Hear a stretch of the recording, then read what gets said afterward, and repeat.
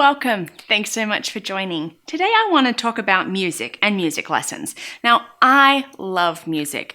I was really fortunate and blessed that as a child I was given the opportunity to have piano lessons. And so from about second grade all the way up through college, I had piano lessons. Now, of course, there were times that I absolutely hated it and wanted to give up. But I'm really pleased that my parents really sort of in a way pushed, strongly encouraged that I would continue with it, because now I have this time that as an adult I can just sit down and I can enjoy playing the piano and I can actually teach it myself. But music really is important for children. I think it's something that's all within us. You look at small children, the way they dance and they groove to music. It's why groups like the Wiggles or Barney has been so good, because of the songs. And what we don't really think about is how music and academics is quite combined, that music and mathematics have a lot of the same thing. That as children are learning like the clapping and the counting and the measures of the notes and how long things are, that they're learning fractions, they're learning counting, they're learning how to put these things together, that really it is combined. Music is so much fun. And you know what? We don't have to expect that our children are going to become maestros, that they're all just going to be these famous performers, but even 6 months worth of lessons is something that can really help our children in their academic life. So a lot of children who have studied music are actually really quite good at math, and also learning an instrument is teaching you some basic physics. Who knew?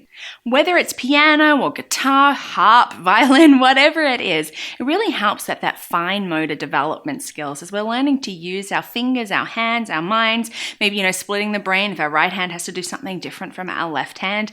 We're learning different physical controls with our breathing, with our concentration. These are all really good things for us to be learning. Music cultivates social skills. This is in particular if you're having group lessons. And group lessons can be a more inexpensive way, is that the right way of saying, well, it's a more inexpensive way of taking lessons. And you know what? It teaches us how to communicate. And you can't dominate the class, or you just can't take over, whether it's an instrument or whether it's a choir or anything like that. These are really great things that we can be learning through the practice of music. Music takes patience and discipline. There is a very, very small percent in this world that can just sit down an instrument and play it. For most of us, we have to go through all the rudiments, all the foundational fundamentals, and it seems really boring at the beginning, and are we ever going to be able to play? Yes, but what it took was that patience of developing those skills, that discipline of practicing. Most of us would probably say that we probably fought with our parents several times a week about practicing, but it paid off. Think about that scratchy violin at the beginning and you wonder if it's ever going to sound any good. But then one day you've got this sweet sound coming out of your violin. Or maybe, at piano, you just haven't been able to get it, but through practice, all of a sudden it's there and you feel good about yourself. And these are good things for our children to be learning, that patience and that discipline. And music introduces children to different cultures. Every culture in the world has a musical culture to it. It's the songs that they sing, it's how they sing it, who sings it, what do they do, what does it sound like?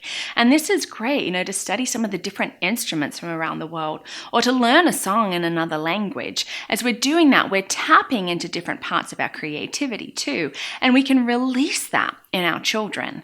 Now, we might not all be able to afford to give piano lessons or instrument lessons or that to our children, and that's okay. If you can't, that's fine. But, there are things that we can do, whether it's community programs or, experiencing being able to go to free concerts in a park, to give our children the opportunity to be listening or to maybe learn new things, And my hope is, please out there, let's not cut music out of our schools. We really need it because it gives all children an opportunity to be learning.